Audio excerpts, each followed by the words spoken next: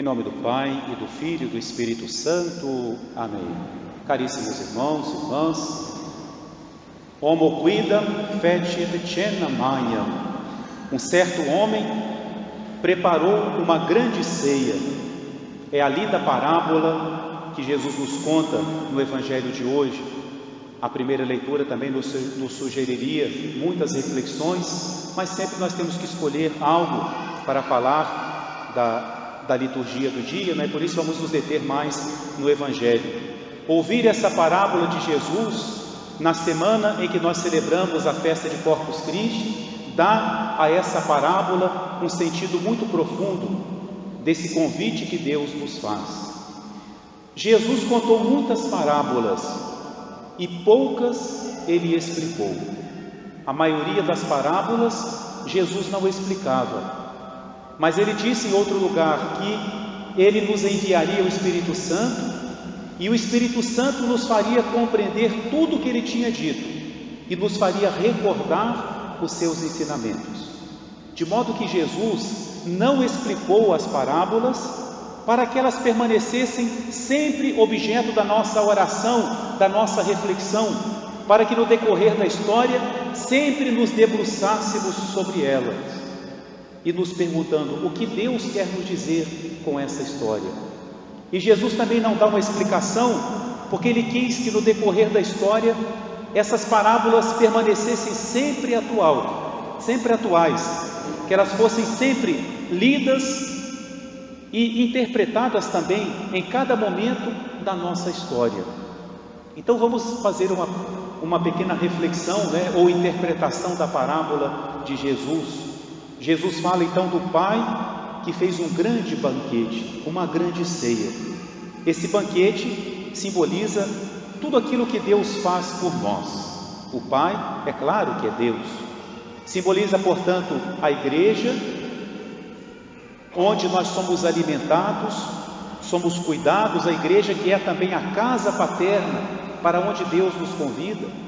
A grande ceia simboliza também os sacramentos, os meios de santificação que Jesus nos deixou, mas sobretudo, essa grande ceia representa sobretudo a Eucaristia, e por isso que logo depois de celebrarmos a festa de Corpus Christi, nós meditamos sobre essa parábola. Deus nos convida para esse grande banquete. Santo Tomás de Aquino, rezando a Eucaristia, Santo Tomás dizia: ó sacrum convivium, ou seja, ó sagrado banquete, no qual o próprio Deus é consumido, onde nos alimentamos do próprio Deus. Mas, diante desse grande banquete, esse banquete também significa os convites que Deus dirige a cada um de nós. Cada graça que Deus nos dá, cada boa inspiração é também um convite para esse grande banquete. Mas, nesse banquete, nós podemos ver três atitudes, ou três grupos de pessoas. E aí não quer dizer que nós vamos nos identificar com os três, mas cada um desses grupos nos sugere perguntas, nos sugere reflexões para a nossa própria vida. O primeiro grupo são aqueles que primeiramente foram convidados para a ceia. Aqueles que eram mais dignos, aqueles que deveriam estar no banquete, aqueles que tinham um lugar especial no coração desse Pai. E foi a eles que o Pai convidou em primeiro lugar. E é interessante que o banquete de Deus é muito diferente das nossas festas. O Pai, depois que tudo está pronto, Ele manda que os servos vão às casas das pessoas e falam: podem vir, está tudo pronto. Vocês não vão ficar lá esperando, não. Às vezes a gente vai numa festa, né?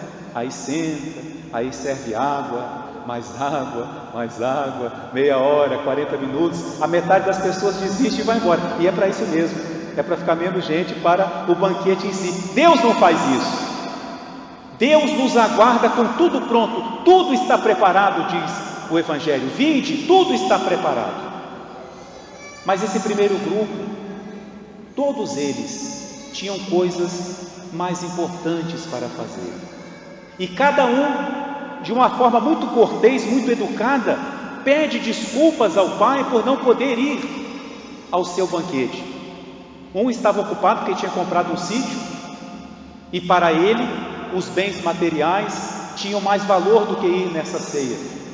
Outro tinha comprado juntas de bois, e ele queria lá treinar os seus bois para puxarem o carro, puxar o arado. Para ele, o seu esporte, a sua diversão, o seu lazer, nós temos que atualizar a parábola, era mais importante do que ir ao banquete do pai. Um terceiro tinha se casado e portanto, a sua própria vontade, o seu prazer, a sua alegria era mais importante do que participar daquela ceia. Eles deram isso como motivo, mas em realidade eram pretextos, eram desculpas para não irem àquela ceia. De modo que o primeiro grupo nos sugere essa pergunta: qual é a prioridade que as coisas de Deus têm em nossa vida? Muitas vezes, talvez todos nós em algum momento já tenhamos dito: se eu tivesse tempo eu rezaria mais, se eu tivesse tempo eu iria mais à missa, se eu tivesse tempo eu faria uma leitura mais prolongada. Por que eu não tenho tempo? Porque eu sou uma pessoa muito ocupada. Eu não tenho tempo para ir mais à missa, eu não tenho tempo para rezar mais, porque eu tenho ocupações mais importantes. É isso que nós dizemos. Mais importante do que falar com Deus, mais importantes do que estar na presença de Deus. Devem ser coisas realmente muito importantes as que nós temos que fazer. Talvez salvar o mundo de uma catástrofe, não é? Deve ser algo muito importante que justifique que eu não tenha esse contato mais próximo com Deus. Motivos ou pretextos? Primeiro grupo, portanto, que nos sugere essa pergunta. Segundo grupo, aqueles que não deveriam estar na festa. Diante da recusa dessas pessoas, o pai que preparou esse grande banquete, e outro evangelista nos explica que era para a festa de seu filho, ele não quer que seu filho passe essa vergonha, que ele tenha feito uma grande festa e que ninguém venha. Ele não quer que todo o seu trabalho tenha sido em vão. Então ele chama novamente os servos e diz para eles: saiam pelas ruas, pelas praças, e tragam todos. Não tem agora lista de convidados, não tem lista VIP, tragam todos. E ele vai colocando aqueles que normalmente não eram os convidados. Tragam os cegos, tragam os aleijados, tragam os doentes, tragam os pobres, tragam todos. Interessante que no começo da parábola se diz assim: um pai fez a ceia e convidou a muitos.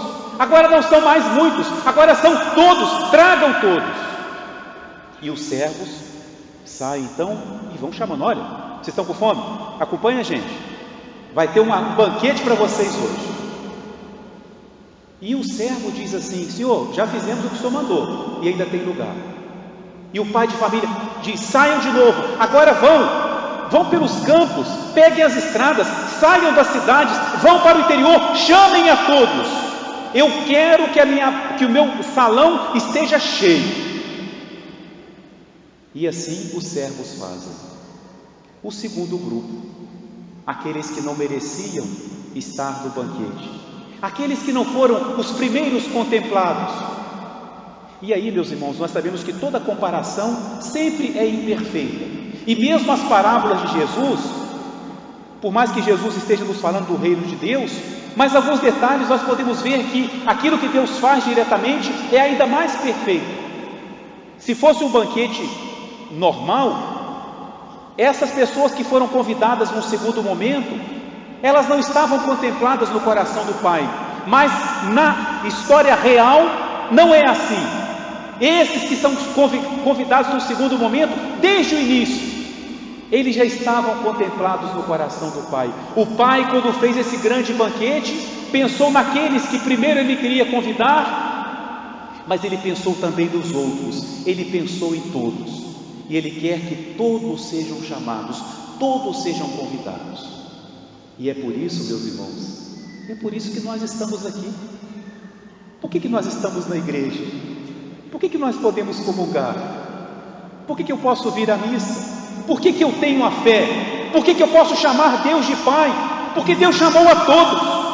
Porque Deus chamou os doentes, chamou os cegos, chamou os feinhos, chamou a todos. E é por isso que nós estamos aqui. Se Deus tivesse chamado somente aqueles que mereciam, não estaríamos aqui. Não sei se alguém tem dúvida disso. Ele chama a todos. E a prova de que Ele chama a todos é que Ele nos chamou.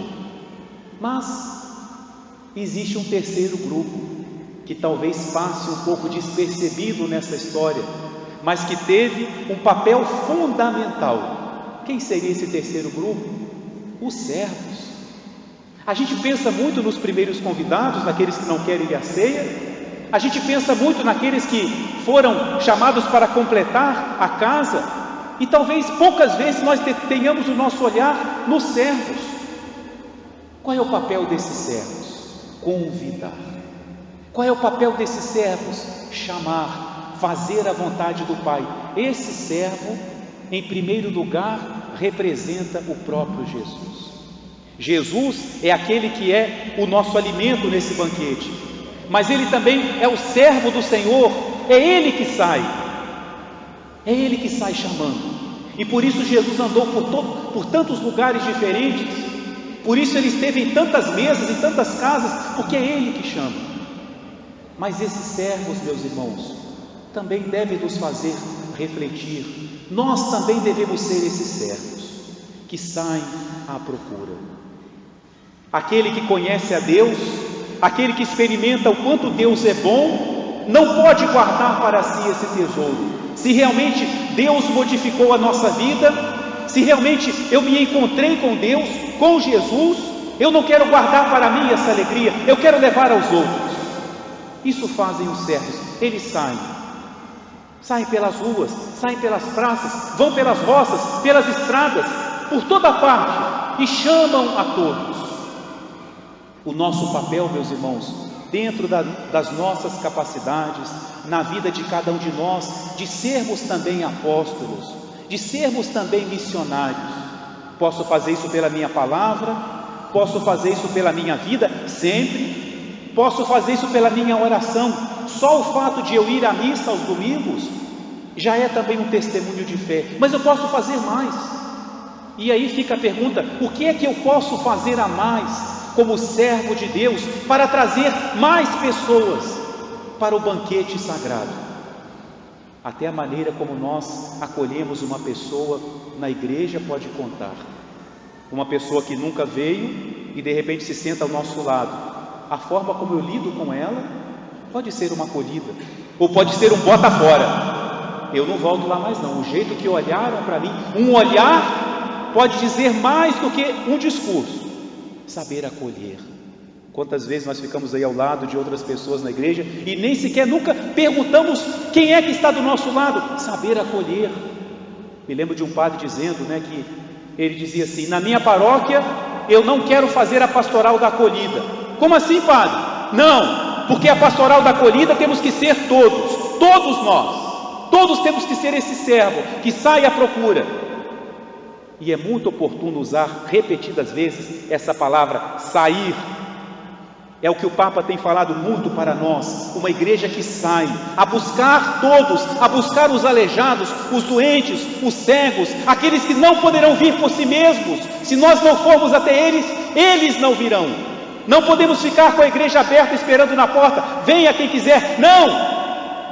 E tem um detalhe na fala do servo que nos faz pensar muito. Confesso que a mim essa palavra sempre me impressionou e me tocou. Quando o servo fala assim para o pai: Senhor, nós já fizemos o que o Senhor pediu, mas ainda tem lugar vazio. Ainda tem lugar vazio. Aqui lugar vazio. Ali lugar vazio, cadeira vazia. Isso tem que nos incomodar.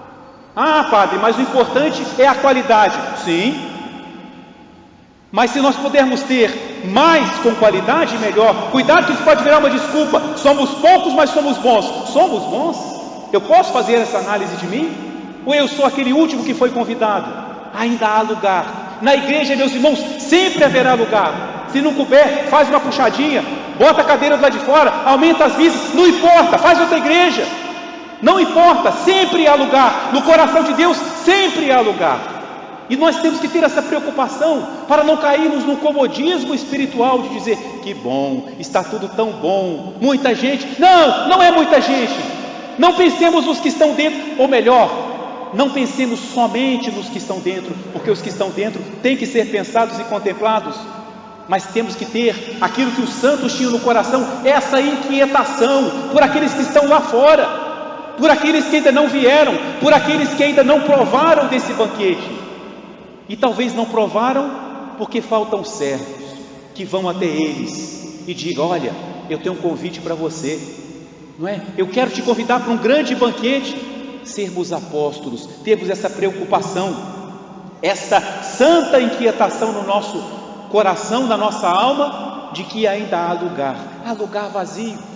Na casa de Deus sempre vai ter espaço para mais um que chegar. E finalmente, meus irmãos, para encerrarmos, como eu disse, essa parábola lida na semana de Corpus Christi, ela tem um sentido muito grande para nós. Eu disse que o servo que sai representa Jesus, mas por outro lado, na parábola não aparece o filho. Não aparece o filho para quem o pai fez a festa, porque o filho está escondido. O filho está escondido no sacrário. Ele se oculta. Latens deitas, dizia o grande Santo Tomás de Aquino, a divindade que se oculta. Onde que está o filho? Está escondido. E por que ele se esconde? Para que eu vá procurá-lo, para que eu tenha em meu coração essa santa curiosidade: onde está Jesus? Como disseram os primeiros discípulos: Senhor, onde moras? Nosso Senhor se esconde para que nós o procuremos. E essa parábola mais uma vez nos convida a nos aproximarmos do sacrário. Ali está o Deus escondido, ali está o Filho que também nos preparou esse banquete, ali está o Filho que é o Cordeiro que nos alimenta. E nós temos que ter no nosso coração também esse desejo de adorá-lo. Aqui no Rio, há muitos anos, eu ia falar os anos, mas eu esqueci se são 90, se já são 100 anos da adoração perpétua. O dia que o cardeal da época colocou Jesus no ostensório, ele fez uma oração muito bonita dizendo: Senhor, hoje és colocado para a nossa adoração, que nunca fique sozinho, que nunca mais saias daí. Não foram exatamente essas palavras, mas esse pensamento. E de fato, ano atrás ano, o Santíssimo está exposto. É na igreja de Santana, não é? A adoração. Pessoas que têm esse compromisso, uns durante a noite, outros na madrugada, outros durante o dia, cada qual no horário que a sua vida permite, mas assumiram esse compromisso. Se Jesus está por mim 24 horas no sacrário, se Ele está por mim os 360 dias do ano, 365 dias do ano no sacrário, como que eu não posso ter uma hora para estar com Ele? Fica também para nós essa pergunta: será que eu não posso? Talvez aqui muitos até tenham já o seu horário, mas será que eu não posso pensar nessa possibilidade de me fazer um guarda de honra de Jesus sacramentado, de ter um horário, de me desafiar a ir até esse grande banquete e dedicar uma hora da minha vida para estar na presença de Cristo?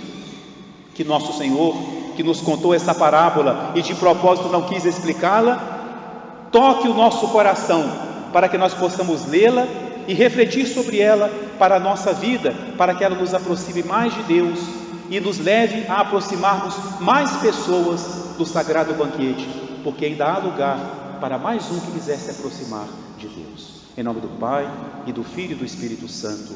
Amém.